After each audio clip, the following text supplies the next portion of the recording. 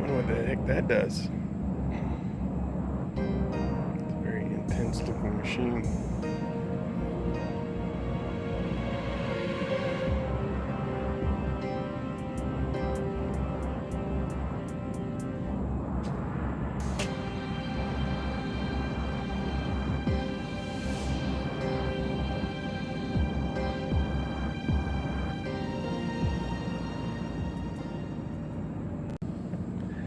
Hello and welcome to Tactical Adventure Thailand. Today, as you can tell, we're back at the old steel mill. That's really hard for me to say fast. And this place is so huge, you can literally get turned around, lost, and not find your way back for a while, especially in the dark. So that's for that reason. Today I have two different light sources and chargers for both of them with me. So there's some filming going on, so I gotta turn off the lights.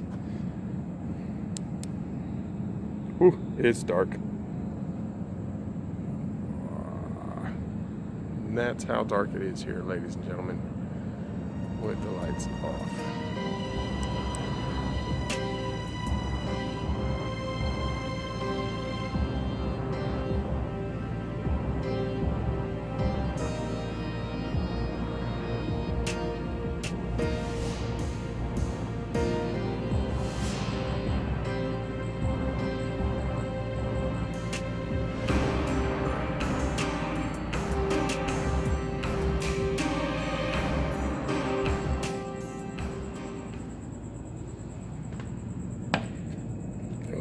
See through that, too dirty. Physical test room. So this looks like some machinery to test the braking strength of the rebar and the other metals. It doesn't look like it's been used in a while, since it has about 3 years worth of dust.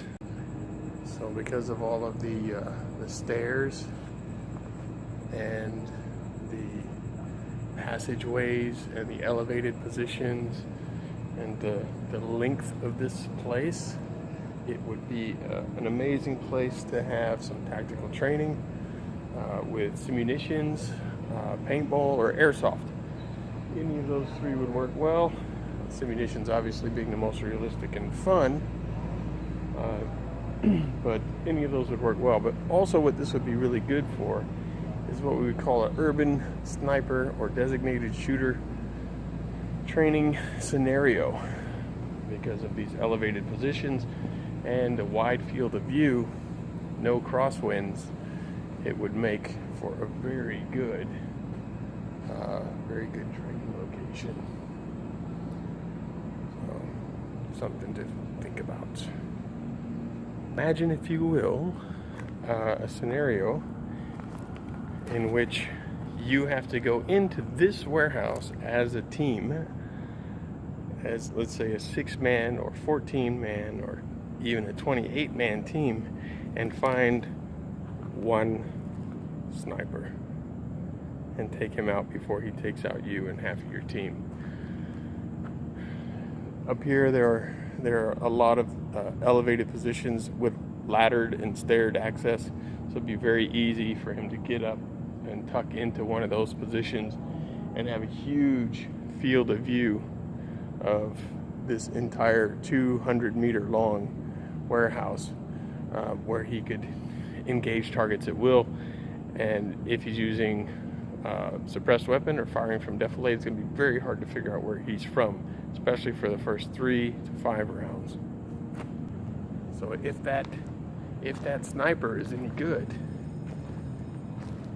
he can pick you off. If he's got night vision, or he's got even a scope without night vision, and you guys are casting off light as you're coming into this place, or you're walking into a lighted area, he could pick you off, one shot per person, let's say.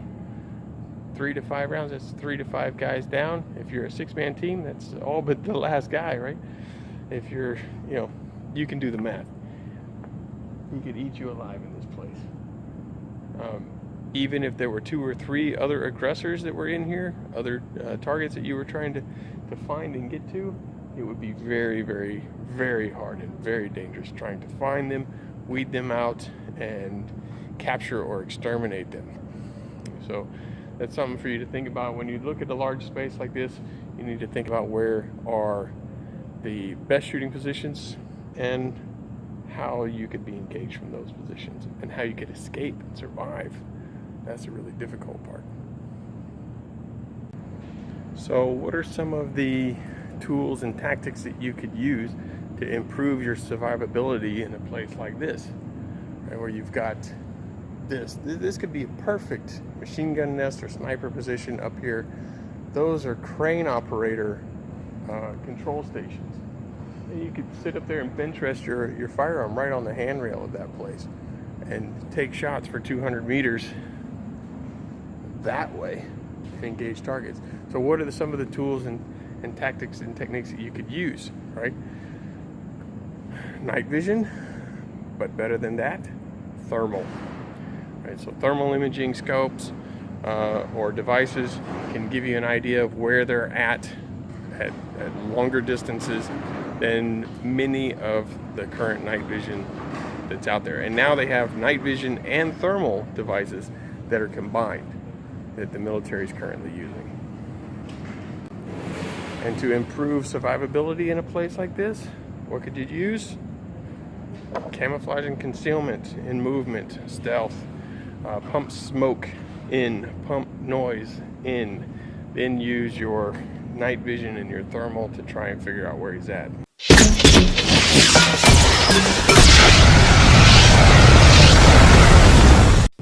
And communication. So you need to be able to communicate with the other teammates. That's key to your survival.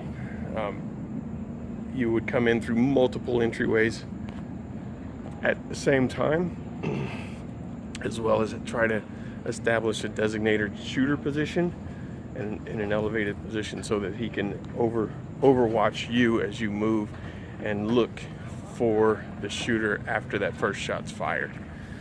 And that will give you a better chance of surviving. I won't say you'll survive 100%, but it'll definitely improve your odds.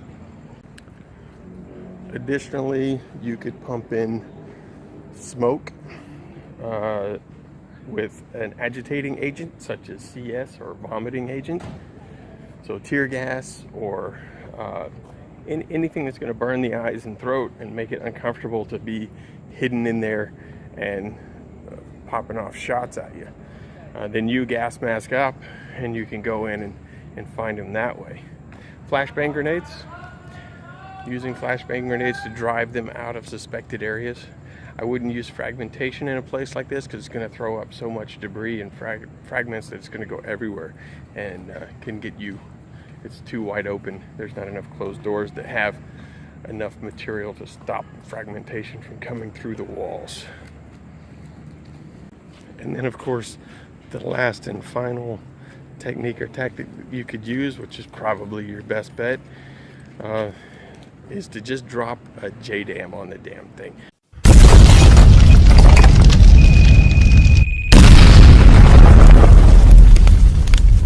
Just blow it up from as far away as possible.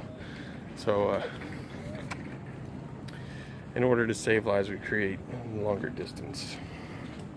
And we can do that with air-delivered ordnance, artillery, sniper fire, long guns such as rifles, then go to handguns, and then last resort is obviously blunt instruments, knives, and hand-to-hand. So that's our continuum of coming down our force ladder there. So if you're wondering why, huge Marine units with hundreds of guys, battalion strength, drop bombs on buildings because there's one sniper in there, it's because there's a 50% mortality rate in an urban combat environment. You expect to lose 50% of your men if you go into an urban combat environment. And snipers are the #1 killers, most efficient. So this This is all steel. This is all metal. Raw material. It's stacked up here. So for full metal jackets or armor penetrating rounds, this is all ricochet material. So throwing a fragmentation grenade in the middle of here, while if you're on the other side, will definitely, if you're on the other side, you'll be safe. If you're here, if you're anywhere in that direction, left or right, left or right of that, you're gonna get splashback, you're gonna get fragmentation.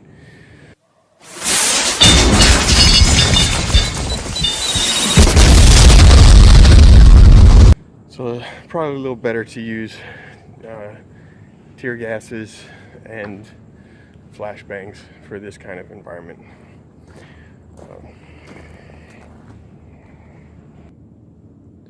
Additionally, you wouldn't want to take this place at night unless you absolutely had to.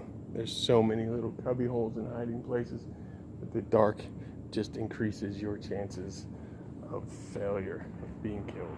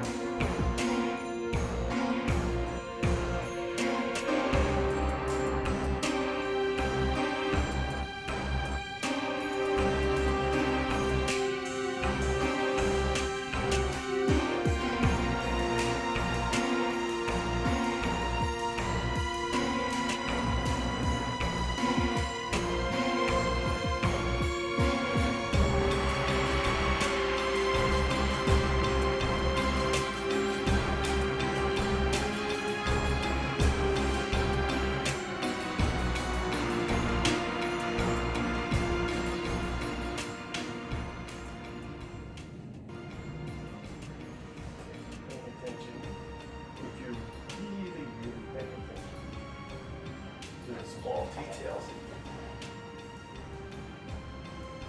You might be able to figure out exactly what this movie is.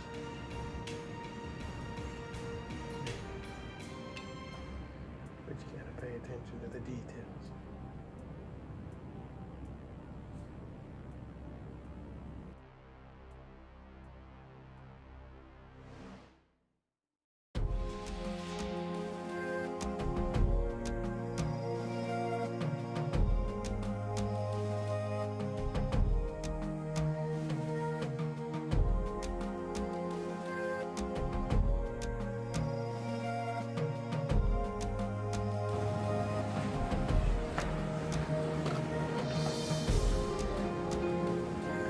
This video will be a continuation from yesterday evening's video because we're back at the same place again.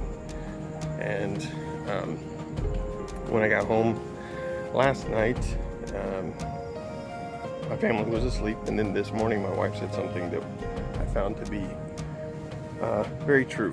Apparently I have forgotten to tell you guys about myself, who I am, where I come from, what I've done, what I do. And so I guess I need to do that. I guess I need to tell you guys why I'm talking to you, and maybe we can connect on some level due to my background.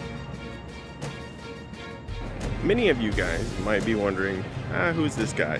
Who's this David who does the Tactical Adventure Thailand vlog? Who's this guy? Why should I listen to him? Why should I care what he has to say? You certainly don't have to. You certainly don't need to care what I say. Let me tell you a little bit about myself. I started off doing security in the 90s. You want to go play? Okay. I started off doing security in the 90s in Texas, in high crime areas, and then was involved in a couple of situations there, and then I went and I joined the Marines, traveled around the world, was involved in all kinds of situations all over the place, and then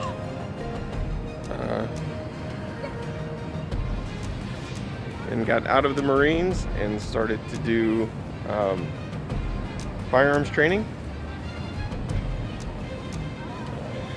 Did firearms training for a number of years, even actually prior to getting out of the Marines. While I was in the Marines, I did stuff like work security for nightclubs and events. I did occasional bodyguard jobs and some other things. And then during my last year in the Marines, I started teaching firearms, taking the knowledge that I learned in the Marines and applying it to the civilian market. And I did that as well as some close protection work and nightclub security stuff as well for a number of years. I had other jobs that were necessary and maybe a little bit more sustainable during those times. Then, because firearms training can be sporadic and hit and miss and up and down in some ways, especially if you're a freelance guy doing it. Then worked in Vegas for a number of years. Did bodyguard jobs, limousine driving, firearms training, you name it. Whatever I could do to pay the bills, I did it. But in a certain vein of work, a certain direction of work, still related to security, still related to bodyguard, related to military stuff. Then I got into private security contracting and went over to Afghanistan for a couple of years. And when I say a couple of years, it means like 30 days, 90 days on, 30 days off, on rotations like that for a couple of years. I have been to Iraq, I have been to Egypt with some very interesting people, and I have done things. I've started doing work along the Thai-Burma border here in Thailand, taking doctors into the jungle region, providing security for them, as well as doing some other odds and ends. During all of this time, even while I was in the Marines since 1996, I started trying to do stunt work in films, very, very, very sporadically, very stop and start kind of stuff. And then when I came to Thailand and I was doing the stuff along the Thai-Burma border, and then I decided to move here full time, I started doing a lot more movie-related things, stunts, military advising, firearms training geared towards movies, stunt driving, sling work or wire work, high falls. I've been kicked in the head by guys with their legs on fire, jumped off of cliffs and 37-story buildings and things like that. So quite an adventurous life. You might be able to see some of those clips or some photos of that down below, and I think I'm going to put a highlights reel at the end of all my videos after this, so you guys will start to see and understand some of the crazy stuff I've done. So now, that brings us up to current times. What I do now is I own a security company that provides nightclub security, close protection, firearms training, event security, film, on-set film security, armory services for film, military advising for film, and a host of other things. So I'm still super busy all the time, and super adventurous even at almost 45 years of age. I'm 44 and change right now, so still a very adventurous guy. And I want to take you guys along for many of those adventures and to see the things that come in the future. You can go back through my channel and look at the 32 or 37 videos from years past and get an idea of some of the adventures I've been in and some of the things I've done just here in Thailand. I don't even have much stuff from before Thailand. So anyway, I'll try to find some of my Afghanistan photos and videos and post them, but most of it is whatever, you'll see. So that's it for me. This is day number 3 on this vlog. By the way, today is December 13th. I would like to say from Thailand Tactical Adventure, we appreciate every one of you. We love you all. We wish you were here with us and having adventures with us. Stay tuned for more adventures. We'll be seeing you soon.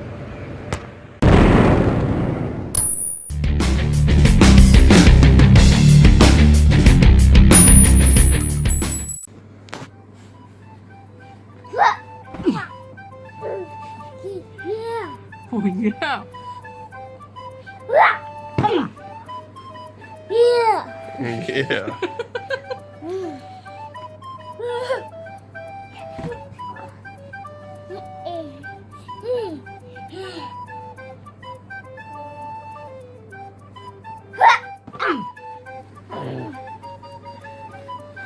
Oh yeah?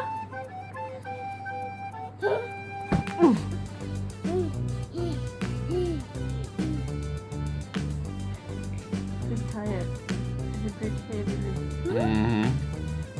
You gotta do this every night before bed so we can sleep. This kind of thing. Can see mommy bruise everywhere on the Yeah, legs. for an hour and jump back and forth on mommy and daddy's legs and body. 1, 2, 3, go! Boy. Hit